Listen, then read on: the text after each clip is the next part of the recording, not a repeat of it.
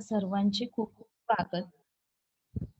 आजचा आपला विषय मराठी अक्षर भारती आणि त्या अंतर्गत आपण व्याकरण घटकाचा अभ्यास करत आहोत.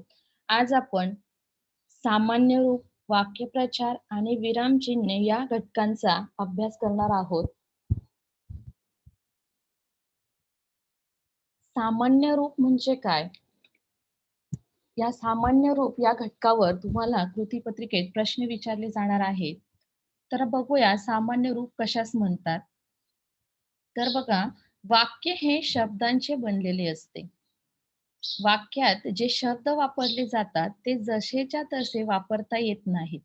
वाक्यात वाक्यात वापरताना त्यांच्या मूळ स्वरूपात काही बदल करावा लागतो. बघा विद्यार्थ्यांनो, ज्यावेळेला आपण बोलतो, लिहितो, त्यावेळेला हे जे शब्द, वाक्य जे आहेत, वाक्य आपण वापरत असताना किंवा लिहित असताना, त्याचा वापर करत असताना जे काही शब्द आहेत, त्या शब्दांचा जे मूळ रूप आहे, त्या मूळ रूपात काही बदल करावे लागतात. त्यावेळेला आपलं वाक्य हे अर्थपूर्ण होत असतं. आपण उदाहरण घेतलेले आहे, मी घर जाते आणि दुसरं उदाहरण आहे, मी घरी जाते. तर वरीलपैकी पहिले वाक्य चुकीचे, तर दुसरे वाक्य बरोबर आहे. आता तुम्ही बघितल्यानंतर तुम्हाला कळालंच असेल, की का चूक आणि का बरोबर?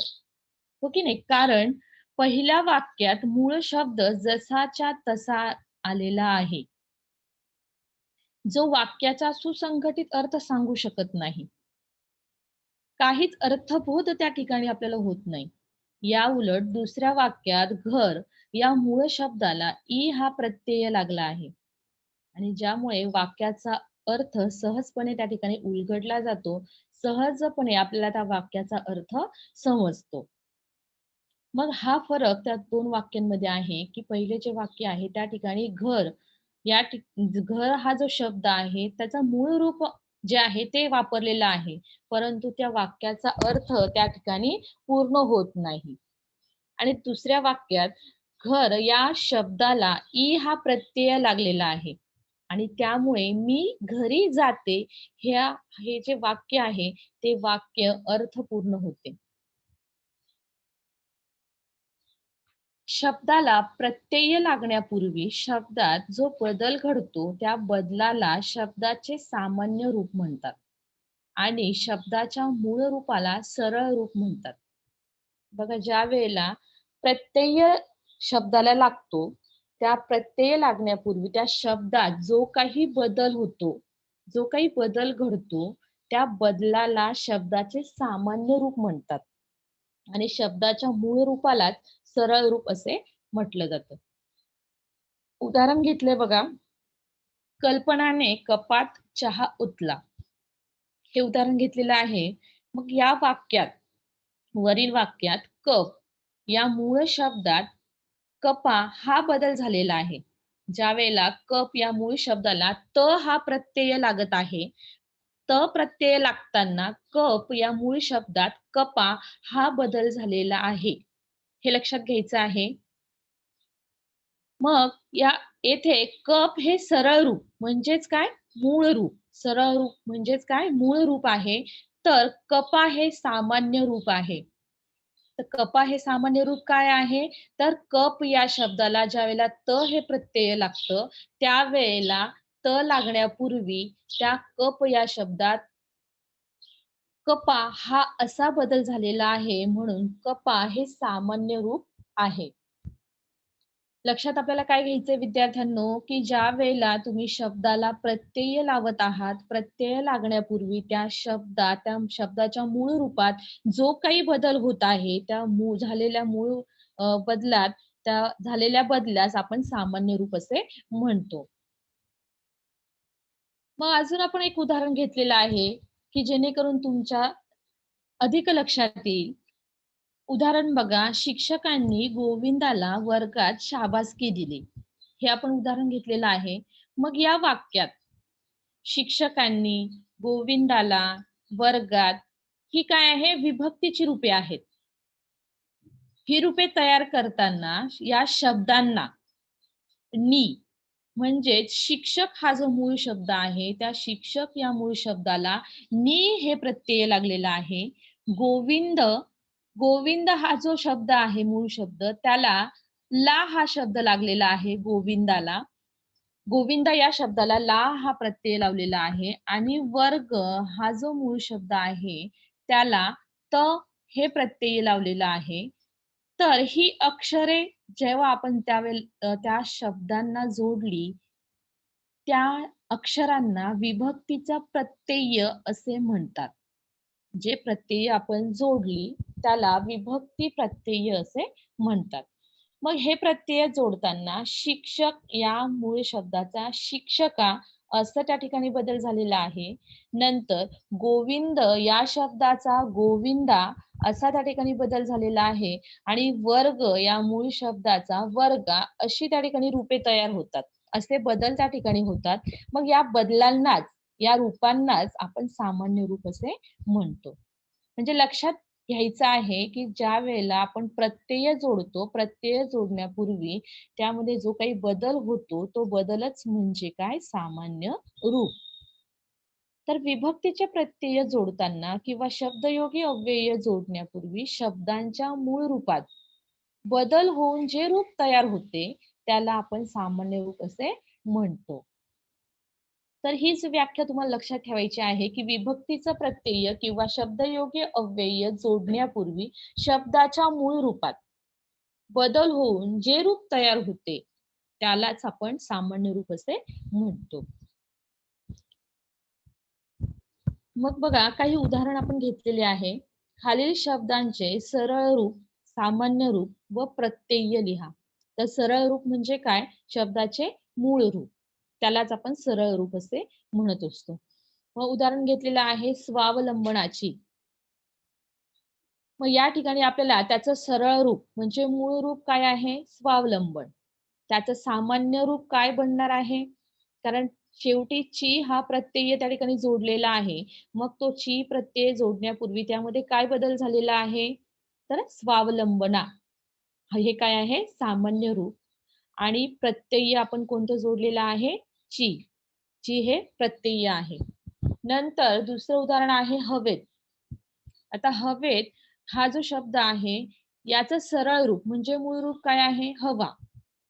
आणि त्याला त प्रत्यय जोडण्यापूर्वी त्यात काय बदल झालेला आहे? हवे. हे आहे सामान्य रूप आणि प्रत्यय आपण कोणता जोडलेला आहे? त. पुढील उदाहरण आहे मनाला. मनाला यातील आपलं मूळ रूप म्हणजे सरळ रूप काय आहे? मन. आणि त्याला जो प्रत्यय आपण जोडलेला आहे ला, त्या प्रत्यय जोडण्यापूर्वी त्यात बदल झालेला आहे मना. मग मना हे काय आहे? सामान्य रूप आहे आणि प्रत्यय कोणता आहे? ला जोडलेला ला. नंतर पुढील उदाहरण आहे करण्याची. सरळ रूप आहे करणे, त्याचं मूळ रूप आहे करणे आणि करणे या शब्दाला ज्यावेळेला प्रत्यय जोडलेला आहे ची, ती ची जोडण्यापूर्वी त्यात काय बदल झालेला आहे? करण्या. म्हणजेच करण्या हे सामान्य रूप आहे आणि प्रत्यय कोणतं जोडले गेलंय? ची. तर हे लक्षात ठेवायचे विद्यार्थ्यांनो, की मूळ रूपाला आपण जो प्रत्यय जोडणार आहोत, तो प्रत्यय जोडण्यापूर्वी त्या ठिकाणी जे काही नवीन रूप जे तयार होतंय किंवा त्या शब्दात काय जो बदल होतो आहे, तो बदल म्हणजेच काय असणार आहे? सामान्य रूप. आणि या सामान्य रूपावरच तुम्हाला प्रश्न विचारले जाणार आहेत. तर कशाप्रकारे तुम्हाला कृतीपत्रिकेत म्हणजे तुमच्या प्रश्नपत्रिकेत कशाप्रकारे प्रश्न विचारले जातील, ते काही उदाहरणं आपण घेतलेली आहेत. खालील अधोरेखित शब्दांचे सरळ रूप, सामान्य रूप व प्रत्यय लिहा. काही वाक्य दिलेली आहेत आणि त्या वाक्यांमध्ये काही शब्दांना अधोरेखित केलेलं आहे. अधोरेखित म्हणजे अंडरलाईन केलेलं आहे. मग त्या शब्दांचंच आपल्याला सरळ रूप, सामान्य रूप आणि प्रत्यय लिहायला सांगितलेलं आहे. तर बघूया वाक्य. संत ज्ञानदेवांनी पाया रचला, संत तुकाराम कळस झाले, वारकरी मोठ्या आनंदाने पंढरीला जातात, तिरंगा डौलात फडकत होता. आता ह्या प्रत्येक वाक्यात एक एक शब्दाला काय केलेलं आहे? अधोरेखित केलेलं आहे. पहिल्या वाक्यात ज्ञानदेवांनी या शब्दाला अधोरेखित केले. दुसऱ्या वाक्यात कळस या शब्दाला अधोरेखित केलेलं आहे. तिसऱ्या वाक्यात 2 शब्दांना अधोरेखित केलेलं आहे बघा, आनंदाने आणि पंढरीला. नंतर पुढच्या वाक्यात डौलात या शब्दाला अधोरेखित केलेलं आहे. आता या शब्दांचं आपल्याला काय करायचं आहे? सरळ रूप, सामान्य रूप आणि प्रत्यय लिहायचे आहेत.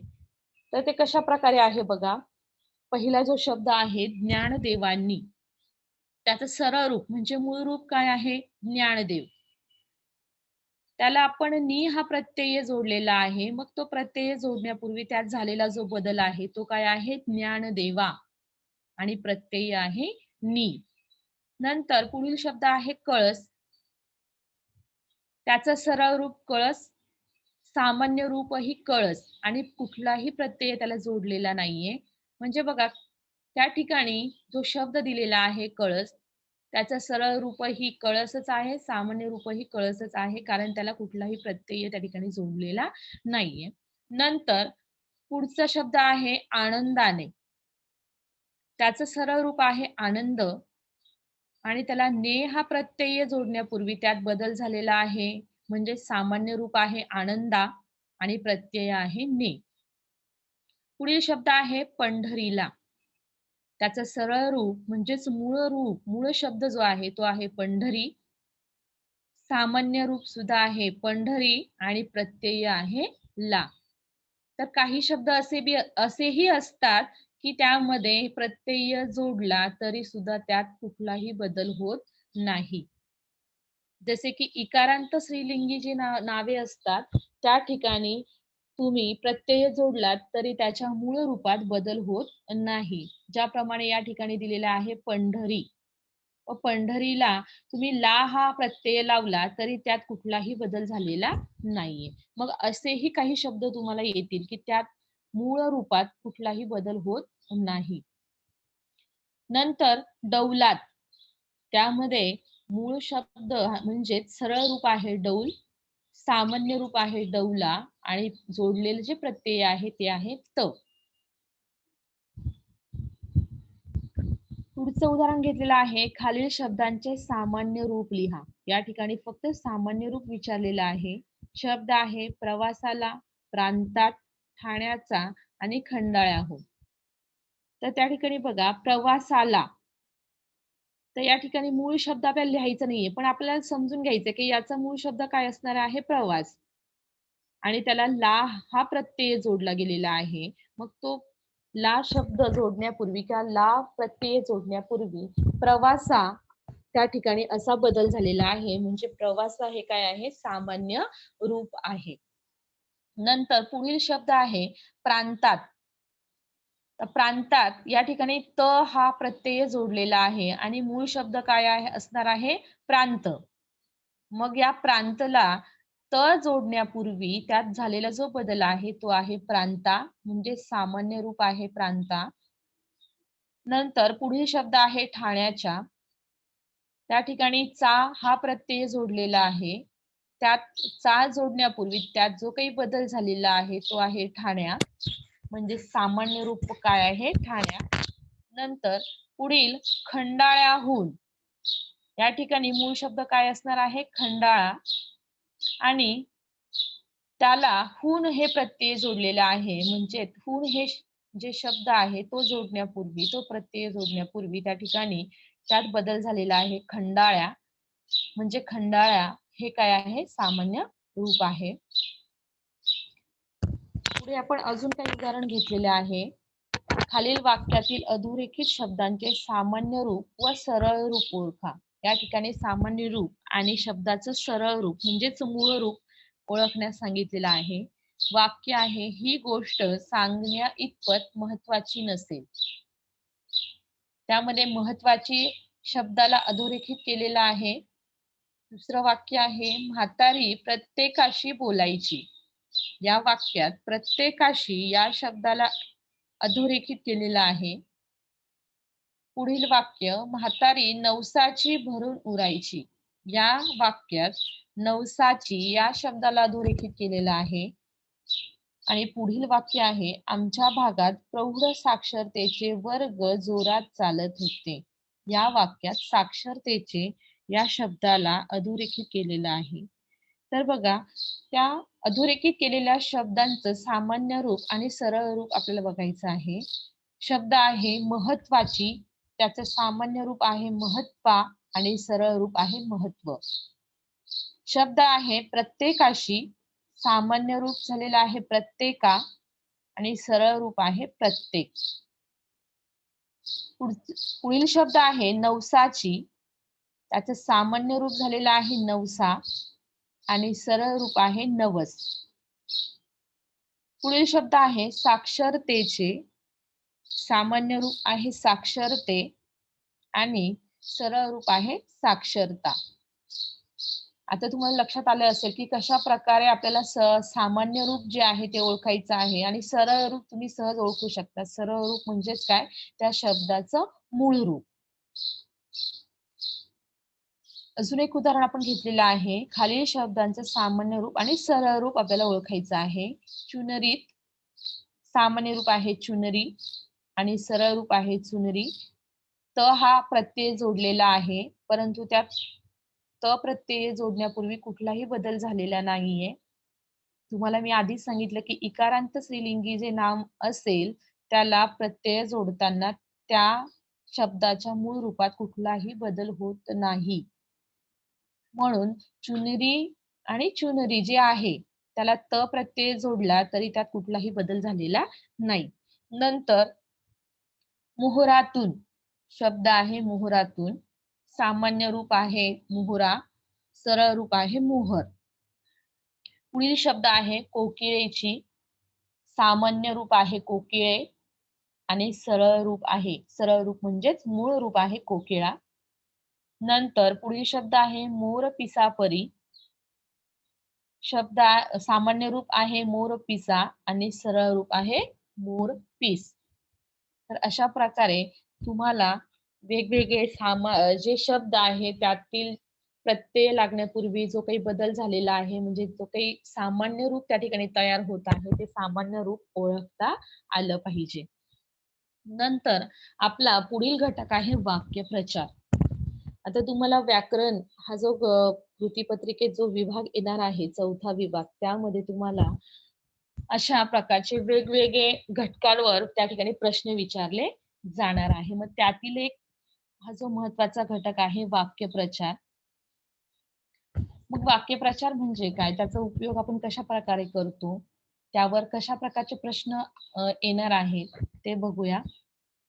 मराठी भाषेत शब्दसमूहांचा वाक्यात वापर करताना त्यांच्या नेहमीच्या अर्थापेक्षा वेगळ्या व विशिष्ट अर्थाने भाषेत रूढ झालेल्या शब्दसमूहास वाक्यप्रचार अथवा भाषेतील संप्रदाय असे म्हणतात. बघा, वाक्यप्रचार म्हणजे काय, की आपण बोलत असताना आपल्या वाक्यात आपण जे काही शब्दसमूह आहे त्यांचा आपण वापर करत असतो. पण तो वापर करत असताना नेहमीच्या अर्थापेक्षा वेगळ्या किंवा विशिष्ट अर्थाने भाषेत रूढ झालेल्या या शब्दसमूह जे आहेत, म्हणजे जे वाक्यप्रचार आहे, त्या वाक्यप्रचारांचा आपण आपल्या भाषेत उपयोग करत असतो. मग त्याला वाक्यप्रचार किंवा भाषेतील संप्रदाय असे सुद्धा म्हटलं जातं. म्हणजे वाक्यप्रचार आपण ज्यावेळेला पाठ वाचत असतो, शिकत असतो, त्यावेळेला आपल्याला वेगवेगळे वाक्यप्रचार आपल्या पाठात मिळत असतात. आणि मग त्या वाक्यप्रचारांचा अर्थ आपल्याला शिक्षक सांगत असतात. कारण तेच वाक्यप्रचार आपल्याला परीक्षेतही विचारले जातात, अर्थ विचारले जातात किंवा त्या वाक्यप्रचारांचा वाक्यात उपयोग करण्यासाठी सुद्धा आपल्याला प्रश्न विचारले जातात. काही उदाहरण आपण या ठिकाणी घेतलेले आहेत. सर्वस्व पणाला लावणे हा वाक्यप्रचार आहे. त्याचा अर्थ बघा, सर्वस्व पणाला लावणे म्हणजेच काय, तर सर्व शक्य मार्गांचा अवलंब करणे, म्हणजे सर्वतोपरी प्रयत्न करणे. दुसरा वाक्यप्रचार आहे साखर पेरणे. आता आपल्याला या ठिकाणी शब्दशः अर्थ घ्यायचा नाहीये. हा कसा आहे, एक विशिष्ट अर्थाने आलेले हे वाक्यप्रचार आहेत. तर साखर पेरणे याचा अर्थ कशा प्रकारे येणार आहे, तर गोड गोड बोलून आपलेसे करणे. नंतर पुढील वाक्यप्रचार आहे सामोरे जाणे. निधड्या छातीने संकटास तोंड देणे. सामोरे जाणे म्हणजे कुठल्याही संकटास तोंड देणे, कोणत्याही संकटाचा सामना बिनधास्तपणे करणे. त्यालाच आपण म्हणतो निधड्या छातीने संकटास तोंड देणे. अजून काही वाक्यप्रचार आपण घेतलेले आहे. स्वर्ग दोन बोटे उरणे. अर्थ आहे आनंदाने, गर्वाने अतिशय फुगून जाणे.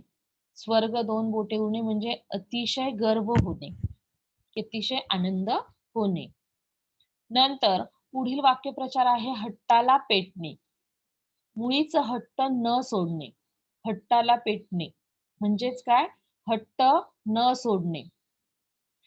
हमरी तुमरीवर येणे. जोराने भांडू लागणे. जोराचे भांडण होणे. हरभऱ्याच्या झाडावर चढणे. हा वाक्यप्रचार आपणही बोलता बोलता वापरत असतो बघा विद्यार्थ्यांनो, की नको मला हरभऱ्याच्या झाडावर चढवूस, हो की नाही? म्हणजेच काय? खोटी स्तुती करून मोठेपणा देणे.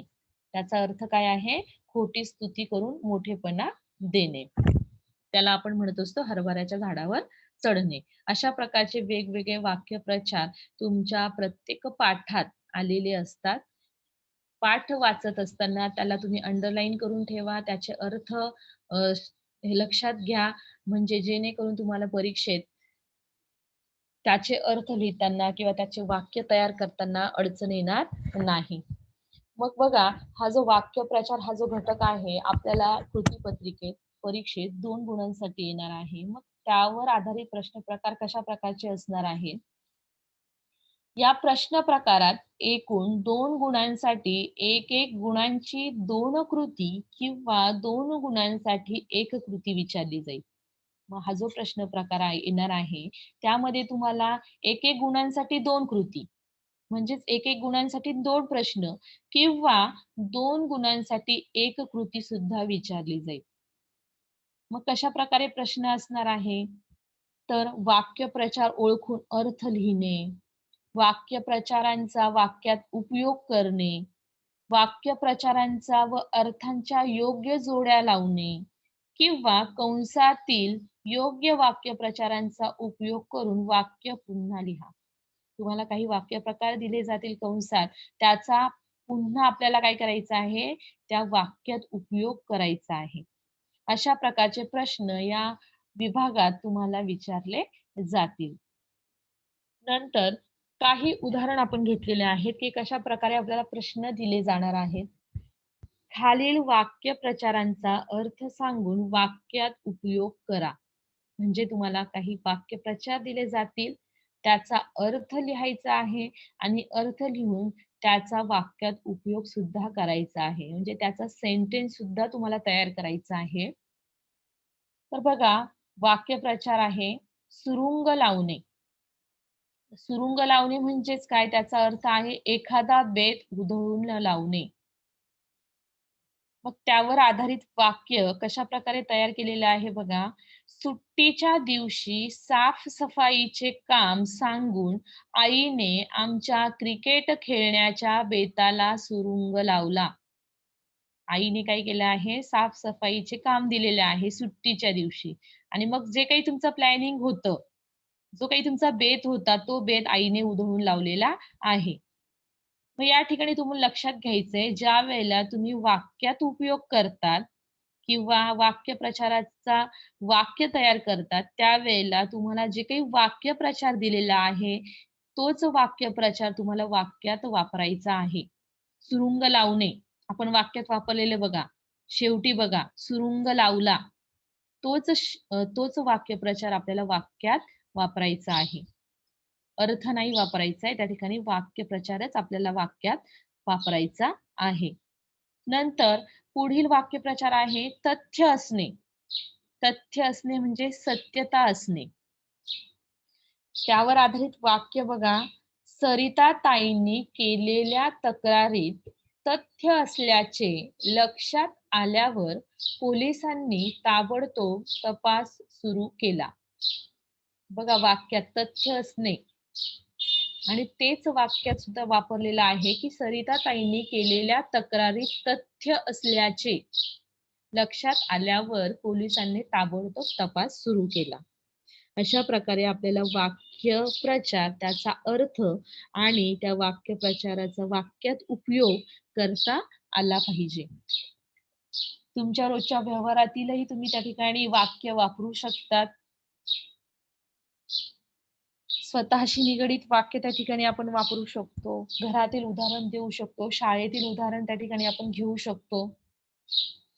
पुढील वाक्यप्रचार आहे रवाना होणे. रवाना होणे म्हणजे प्रस्थान करणे किंवा निघणे. वाक्य आहे शिवरायांची स्वारी प्रतापगडाकडे रवाना झाली. किती सोपं, किती सुंदर बनवलेलं आहे बघा वाक्य. रवाना होणे म्हणजे प्रस्थान करणे किंवा निघणे. उदाहरण घेतलंय शिवरायांचं. शिवरायांची स्वारी प्रतापगडाकडे रवाना झाली. नंतर पुढील जो वाक्यप्रचार आहे तो आहे नवल वाटणे. नवल वाटणे म्हणजे आश्चर्य वाटणे. वाक्यात उपयोग केलेला आहे. वाक्य बघा, अभयारण्यात वाघाला हरिणीच्या पाडसासोबत खेळताना पाहून सर्वांना नवल वाटले. किती सुंदर. असंही तुम्ही वेगवेगळ्या प्रकारचे वाक्य त्या ठिकाणी तुमच्या अनुसार तुम्ही काय करू शकतात, वाक्य वापरू शकतात किंवा वाक्यात उपयोग त्या ठिकाणी तुम्ही करू शकतात. इथं सुंदर वाक्य घेतलंय की अभयारण्यात वाघाला हरिणीच्या पाडसासोबत खेळताना पाहून सर्वांना नवल वाटले. नवल वाटले म्हणजे आश्चर्य वाटले. नंतर पुढील वाक्यप्रचार आहे आटापिटा करणे. आटापिटा करणे म्हणजे काय, त्याचा अर्थ आहे खूप प्रयत्न करणे. त्यावर आधारित वाक्य बघा, वाक्यात उपयोग केलेला आहे विहिरीत पडलेल्या लहान भावाला वाचवण्यासाठी लक्ष्मीने जीवाचा आटापिटा केला. जीवाचा आटापिटा केला म्हणजे तिने खूप प्रयत्न केले. तेच त्या वाक्यातून सांगितलेलं आहे की विहिरीत पडलेल्या लहान भावाला वाचवण्यासाठी लक्ष्मीने जीवाचा आटापिटा केला. लक्षात येत असेल विद्यार्थ्यांनो की आपल्याला त्या ठिकाणी जे वाक्यात त्याचा उपयोग करायचा आहे, वाक्य प्रचाराचाच वाक्यात उपयोग करायचा आहे. नंतर पुढील वाक्यप्रचार जो आहे पाठबळ मिळणे. पाठबळ मिळणे म्हणजे आधार मिळणे, सपोर्ट मिळणे. वाक्य आहे मला मराठीतच अर्थ लिहायचा आहे, इंग्लिश मध्ये नाही. नाहीतर टीचर म्हणाल्या सपोर्ट मिळणे तर सपोर्ट मिळणे आपण लिहू शकतो, तर तसं नाही. अर्थ लिहिताना तुम्हाला तो मराठीतच लिहायचा आहे. पाठबळ मिळणे म्हणजे आधार मिळणे. त्यावर आधारित वाक्य वडिलांच्या निधनानंतर आरतीला उच्च शिक्षणासाठी आजोबांचे पाठबळ मिळाले. आजोबांचा आधार त्या ठिकाणी तिला मिळाला. नंतर पुढील वाक्यप्रचार आहे बेचैन होणे.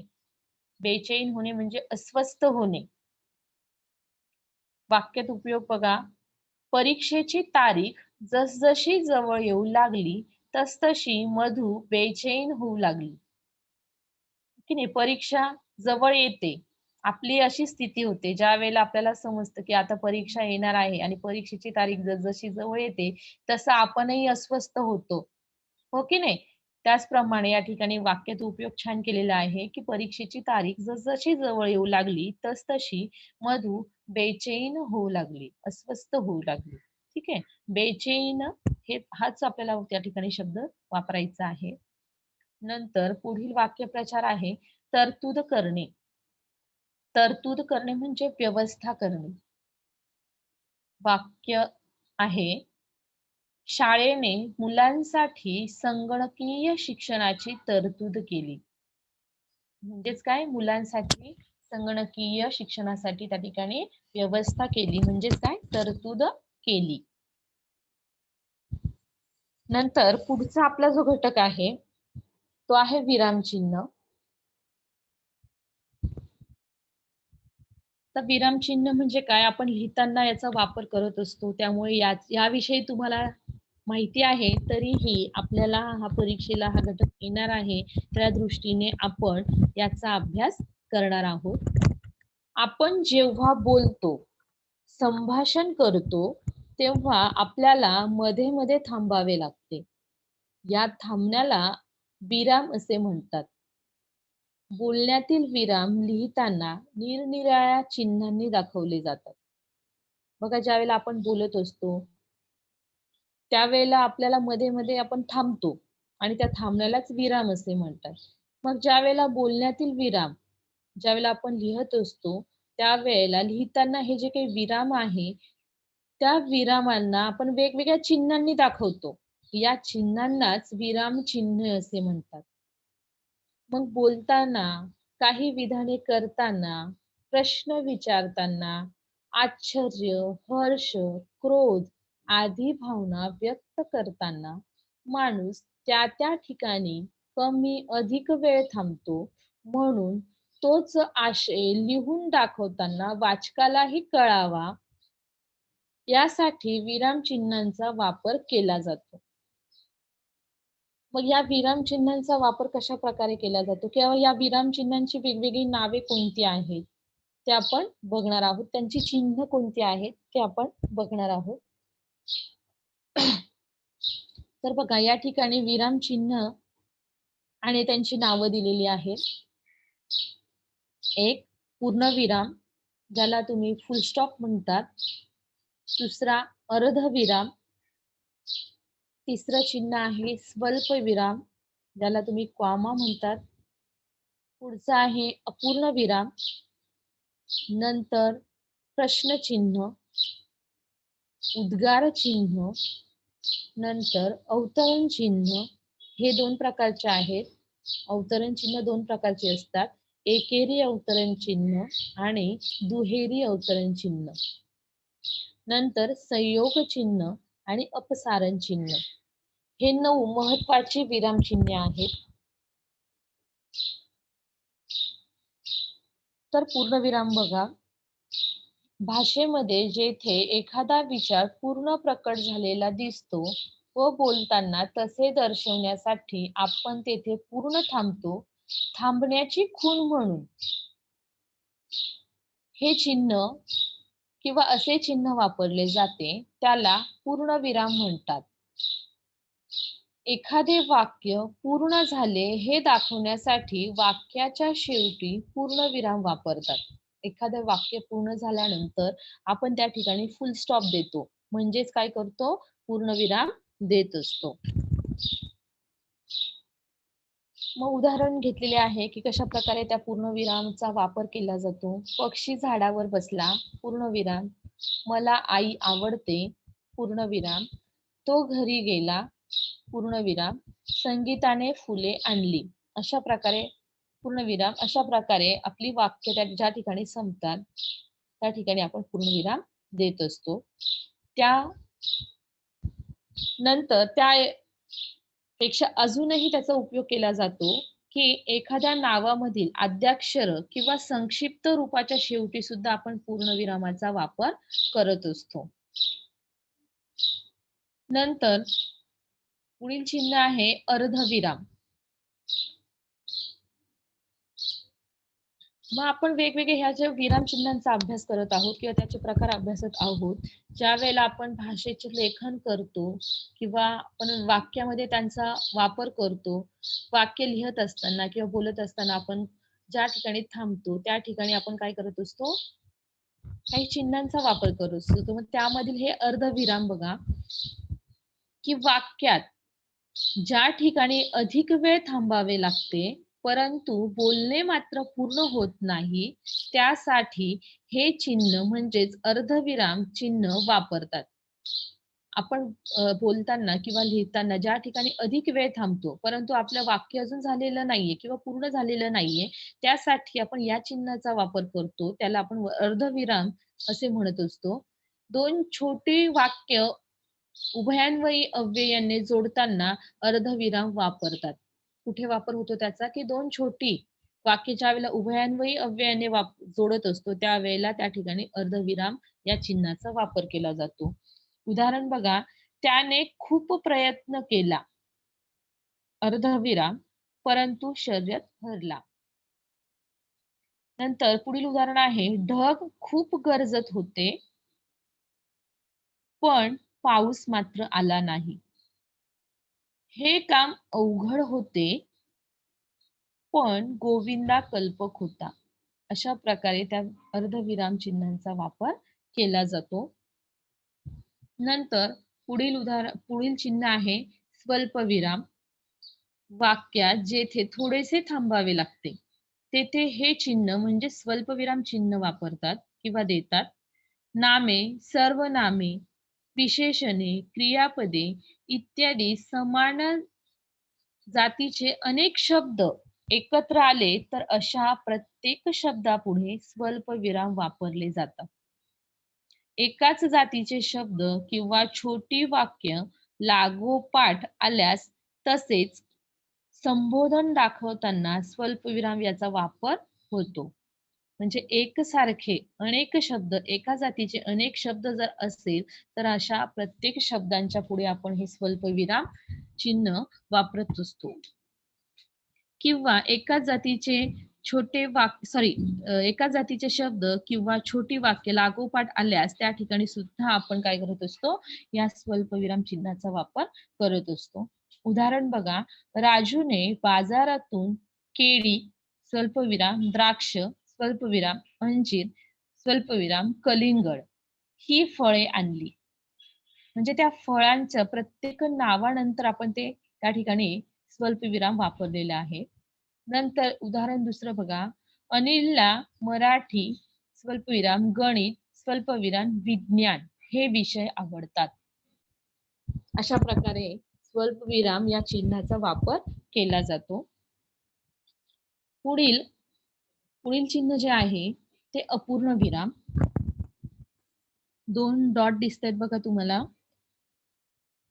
वाक्य लिहिताना जेव्हा वाक्याच्या शेवटी एखादा तपशील द्यावयाचा असतो, तेव्हा त्या तपशिलाच्या आधी हे चिन्ह म्हणजेच अपूर्ण विराम चिन्ह वापरतात. मग उदाहरण बघा, कशा प्रकारे आपण त्याचा वापर करू शकतो. मुख्य ऋतू 3 आहेत. हे दाखवण्यासाठी आपण त्या ठिकाणी अपूर्ण विराम हे चिन्ह वापरलेलं आहे. उन्हाळा, पावसाळा आणि हिवाळा. उदाहरण दुसरं बघा, पुढील पर्याय क्रमांक चौकटीत लिहा. अपूर्ण विराम 4, 6, 8, 10.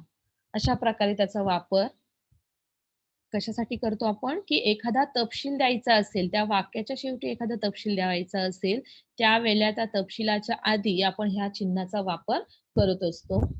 नंतर उद्गारवाचक चिन्ह, ज्याला तुम्ही एक्सक्लेमेटरी मार्क्स म्हणतात, उद्गार चिन्ह म्हणतात. जेव्हा एखाद्या वाक्यामध्ये मनातील हर्ष, आश्चर्य, दुःख इत्यादींपैकी कोणतीही भावना व्यक्त करायची असते, तेव्हा अशा भावना व्यक्त करणाऱ्या शब्दांच्या शेवटी हे चिन्ह म्हणजेच उद्गार चिन्ह देतात किंवा वापरतात. तसेच केवळ प्रयोगी शब्दही आपल्या मनातील विचार दाखवण्यासाठीच वाक्यात वापरले जातात. म्हणून केवळ प्रयोगी शब्दापुढे व त्या वाक्यांपुढे उद्गार चिन्ह वापरले जातात. मग आपल्या मनातील ज्या काही भावना आहेत त्या व्यक्त करण्यासाठी किंवा आपल्या मनातील वेगवेगळ्या ज्या काही भावना आहेत, दुःख, आश्चर्य, आनंद हे दाखवण्यासाठी सुद्धा उद्गार चिन्हाचा वापर केला जातो. उदाहरण आहे, जसं आपण हे उद्गारार्थी वाक्यामध्ये बघितलं बघा आपण. याआधी जे आपण अभ्यास केलेला आहे वाक्य प्रकार, त्यामध्ये उद्गारार्थी वाक्य, त्यामध्ये आपण या उद्गार चिन्हांचा अभ्यास केलेला होता. उदाहरण बघा, अरे बापरे! उद्गार चिन्ह, केवढा मोठा साप हा उद्गार चिन्ह. म्हणजे आपल्या तोंडातून निघालेले जे काही उद्गार आहे, ज्या काही भावना आहेत, त्या भावनांना दर्शवण्यासाठी सुद्धा या उद्गार चिन्हांचा वापर केला जातो. दुसरं उदाहरण बघा, ओ हो हो, उद्गार चिन्ह, किती मोठी जखम आहे ही, उद्गार चिन्ह. अशा प्रकारे आपल्या मनातील भावना व्यक्त करताना आपण या उद्गार चिन्हांचा वापर करत असतो. नंतर पुढील चिन्ह आहे अवतरण चिन्ह. यात 2 प्रकार असतात. एकेरी अवतरण चिन्ह आणि दुहेरी अवतरण चिन्ह. महत्वाचे शब्द किंवा शब्दसमूह किंवा दुसऱ्यांचे म्हणणे या किंवा या म्हणजे एकेरी अवतरण चिन्ह किंवा दुहेरी अवतरण चिन्हांनी आपण दर्शवित असतो. त्या चिन्हांना अवतरण चिन्ह असे म्हणतात.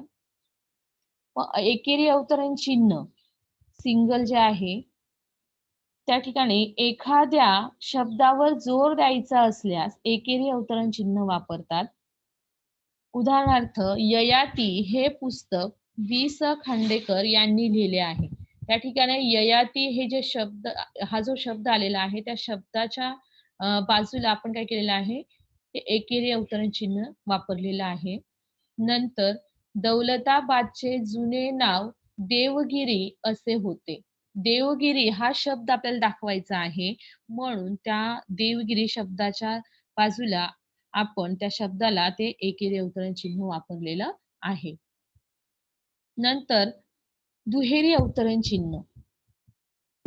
व्याकरणामध्ये एखाद्या वाक्यामध्ये बोलणाऱ्याच्या तोंडचे शब्द दाखवण्यासाठी हे चिन्ह वापरतात. त्याला आपण दुहेरी अवतरण चिन्ह म्हणतो. त्यामुळे आपल्याला बोलणाऱ्याचे शब्द अधोरेखित करता येतात. उदाहरणार्थ बिरबल म्हणाला, दुहेरी अवतरण चिन्ह तुमचे नाव काय आहे? प्रश्नचिन्ह आणि दुहेरी अवतरण चिन्ह पूर्ण. जे अशा प्रकारे बोलणाऱ्याच्या तोंडचे जे शब्द आहेत ते दाखवण्यासाठी आपण काय करत असतो या दुहेरी अवतरण चिन्हाचा वापर करत असतो. नंतर पुढील चिन्ह आहे संयोग चिन्ह. मराठी व्याकरणामध्ये सामासिक शब्दातील प्रत्येक 2 पदांमध्ये ही खूण असते. थोडासा जो डॅश तुम्हाला दिसतो आहे ती जी खूण आहे ती खूण म्हणजे संयोग चिन्ह. तिला आपण संयोग चिन्ह असे म्हणतो. 2 शब्दांमधील परस्पर संबंध दर्शवण्यासाठी संयोग चिन्हाचा वापर व्याकरणामध्ये केला जातो. मग 2 शब्द जोडताना उदाहरण दिलेलं आहे हरिहर, राम कृष्ण, गंगा यमुना, विद्यार्थी भांडार. त्या ठिकाणी 2 शब्द जोडताना सुद्धा या संयोग चिन्हाचा वापर केलेला दिसतोय. नंतर ओळीच्या शेवटी शब्द अपुरा राहिल्यास लिहिताना आपल्याला ओळ कमी पडल्यास आपण त्या ठिकाणी सुद्धा काय करत असतो जर तो शब्द अपूर्ण असेल तर तो शब्द म्हणजे अपूर्ण शब्द राहिला असेल तर त्या ठिकाणी सुद्धा आपण संयोग चिन्हाचा उपयोग करतो. जसं त्या ठिकाणी उदाहरणात दाखवलेलं आहे शिवाजी महाराजांचा जन्म शिव आणि तो शब्द त्या ठिकाणी अपूर्ण आहे आणि पुढे त्याला डॅश करून नेरी किल्ल्यावर झाला म्हणजे तो शब्द पूर्ण वाचायचा आहे शिवनेरी किल्ल्यावर झाला. ज्यावेळेला तुम्ही वहीत लिहत असतात त्यावेळेला अशी अडचण आल्यास आपण त्या संयोग चिन्हाचा वापर करत असतो. नंतर पुढील चिन्ह आहे अपसारण चिन्ह किंवा स्पष्टीकरण चिन्ह. मराठी व्याकरणामध्ये वाक्यांमध्ये एखाद्या गोष्टीचा किंवा बाबींचा खुलासा किंवा स्पष्टीकरण करायच्या वेळी या चिन्हाचा उपयोग करतो किंवा या चिन्हाचा उपयोग करत असतात. त्यास अपसारण चिन्ह असे म्हणतात. अशा प्रकारे हे जे 9 चिन्ह आहेत, विराम चिन्ह आहेत, ते लक्षात ठेवायचे आहेत आणि त्याचा उपयोग कशा प्रकारे केला जातो हे आपल्याला लक्षात ठेवून आपल्यालाही त्या चिन्हांचा वापर करायचा आहे. मग या विराम चिन्हांवर आधारित तुम्हाला कशा प्रकारे कृती विचारली जाते ते आपण पुढे बघणार आहोत. मग विभाग 4 जो आहे तो भाषा अभ्यास 8 गुण यावर आधारित तुम्हाला कृती व्याकरण घटकांवर आधारित कृती यामध्ये तुम्हाला अलंकार, समास, सामान्य रूप, विभक्ती आणि वाक्यप्रचार हे जे 5 घटक आहे या 5 घटकांवर तुम्हाला 8 गुणांसाठी कृती विचारले जातात. आणि पुढचा जो घटक आहे भाषिक घटकांवर आधारित कृती हे सुद्धा तुम्हाला 8 गुणांसाठी या कृती विचारल्या जातात. त्यामध्ये तुम्हाला शब्द संपत्तीमध्ये समानार्थी शब्द, विरुद्धार्थी शब्द, शब्द समूहाबद्दल एक शब्द, वचन बदलणे, लिंग बदलणे अशा प्रकारची कृती तुम्हाला शब्द संपत्तीमध्ये विचारली जाते. आणि लेखन नियमानुसार लेखन यामध्ये तुम्हाला अचूक शब्द ओळखणे, त्या ठिकाणी काही वाक्य दिलेली जातात. त्या वाक्यांमधील अचूक शब्द दुरुस्त करण्यासाठी चुकीचे शब्द दुरुस्त करण्यासाठी किंवा काही शब्द दिले जातात, त्या शब्दांमधून अचूक शब्द ओळखणे, अशा प्रकारची कृती तुम्हाला लेखन नियमानुसार लेखन यामध्ये विचारली जाते. नंतर पुढचा जो घटक आहे विरामचिन्ह. यामध्ये सुद्धा तुम्हाला 2 गुणांसाठी कृती दिल्या जातात.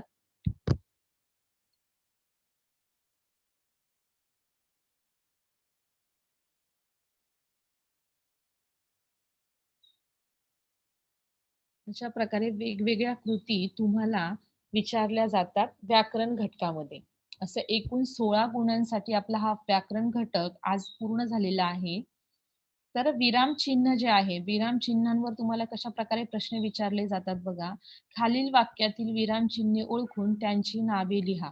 वाक्य दिलेलं आहे आणि त्या वाक्यात जे काही विरामचिन्ह वापरलेले आहेत, ते विरामचिन्ह ओळखून त्यांची नावं तुम्हाला लिहायची आहेत.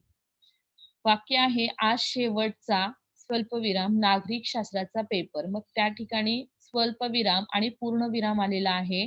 ते चिन्ह ओळखून आपल्याला त्या चिन्हांची नावं लिहायची आहेत. अशा प्रकारे प्रश्न विचारले जातात किंवा खालील वाक्यात योग्य विराम चिन्हांचा उपयोग करा. काही वाक्य दिली जातील त्या ठिकाणी तुम्हाला त्या योग्य विराम चिन्हांचा उपयोग करावा लागेल. मग बघा, पहिलं जे वाक्य दिलेलं आहे, आनंदी, खेळकर मुले सर्वांना आवडतात. या ठिकाणी आनंदी आणि खेळकर हे एकाच जातीचे शब्द असल्यामुळे आपल्याला आनंदी नंतर स्वल्पविराम त्या ठिकाणी वापरावा लागणार आहे आणि पूर्णविराम त्या ठिकाणी शेवटी दिलेला आहे. म्हणजे स्वल्पविरामाचा वापर आपल्याला पहिल्या वाक्यात करावा लागणार आहे. नंतर दुसरं जे वाक्य आहे, "तू केव्हा आलीस?" स्वल्पविराम त्या ठिकाणी दिलेला आहे. पण प्रश्न विचारलेला आहे, "तू केव्हा आलीस?" तर त्या ठिकाणी आपल्याला शेवटी वाक्याच्या शेवटी प्रश्नचिन्ह द्यावे लागणार आहे. अशा प्रकारे सुद्धा तुम्हाला प्रश्न येऊ शकतो, की विरामचिन्हांचा वापर योग्य त्या जागी करा. असा सुद्धा प्रश्न तुम्हाला त्या ठिकाणी विचारला जाऊ शकतो. अशा वेगवेगळ्या कृती तुम्हाला आता आपण बघितलंच, की तुम्हाला व्याकरण घटकामध्ये कोणकोणत्या कृती विचारल्या जाणार आहेत. व्याकरण घटकावर आधारित कृती ज्या आहेत त्या 8 गुणांसाठी आहे आणि नंतर भाषिक घटकावर आधारित ज्या कृती आहेत त्या 8 गुणांसाठी आहे. असे एकूण 16 गुणांसाठी तुमचा हा व्याकरण जो विभाग जो आहे तो असणार आहे आणि त्यावर आधारित वेगवेगळ्या कृती तुम्हाला विचारल्या जाणार आहेत. आज या ठिकाणी आपला जो व्याकरण विभाग जो आहे 16 गुणांचा तो या ठिकाणी आज संपलेला आहे. अपेक्षा आहे तुम्हाला व्याकरण विभाग आणि व्याकरण घटकावर आधारित ज्या काही कृती आहेत, त्या निश्चितच चांगल्या प्रकारे समजल्या असणार आहे आणि निश्चितच तुम्ही त्याचा उपयोग ज्यावेळेला तुमची परीक्षा होणार आहे, त्यावेळेला ज्यावेळेला तुमच्यासमोर तुमची कृतीपत्रिका असणार आहे, निश्चितच तुम्हाला याचा चांगलाच फायदा होणार आहे आणि तुम्ही सगळे प्रश्न अगदी व्यवस्थितरित्या सोडवाल अशी अपेक्षा आहे. आणि या ठिकाणी आज आज आता आपण थांबूया. धन्यवाद.